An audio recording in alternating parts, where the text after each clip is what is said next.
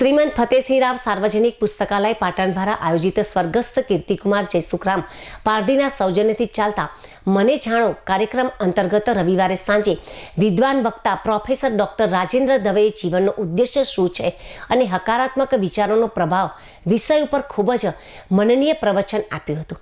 કેમિસ્ટ્રીના અધ્યાપક હોવા છતાં એમને સંગીત અને અધ્યાત્મમાં પણ ઊંડો રસ હોવાને કારણે કોલેજના વિદ્યાર્થીઓ પણ ધ્યાન અને યોગ વિશે એ અવારનવાર સમજ આપતા હતા.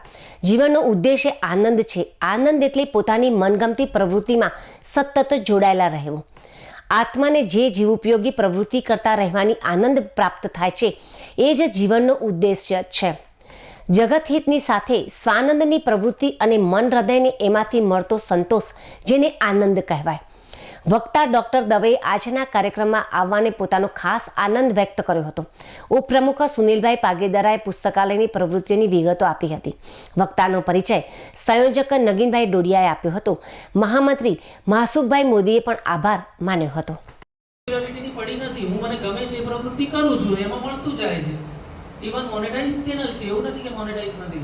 3-4 વખત 10-10 હજારના સારા એવા પેલા આયા છે, એટલે એવું નથી કે સાવ ફ્રોડ ચાલે છે. આવે છે રેમ્યુનેશન આવે છે YouTube ઉપર, મારે આવે છે. ચોથો હપ્તો હમણાં જ આવી ગયો $10,000 $80 $90 થાય એટલે એ લોકો નાખી દે છે. પણ એ ખાલી સાઈડ એક પ્રોડક્ટિવ વસ્તુ છે. પણ આ તો મારા આત્મા માટે કામ કરું છું. આ આખી વસ્તુ જુદી છે. આમાં જે મને મળવાનું છે એ મને ક્યાંય નથી મળવાનું. એના વખત પાછો હું પોતે પણ ભણાઈ આવ્યો છોકરાઓને, એમાં જે બાળકો સાથે મેં એન્જોય કર્યો તો મને કોલેજમાં મજા નહોતી આવી એવી એ થઈ. કારણ કે કોલેજમાં તો વાહ એ સિવાય કશું જ નહોતું.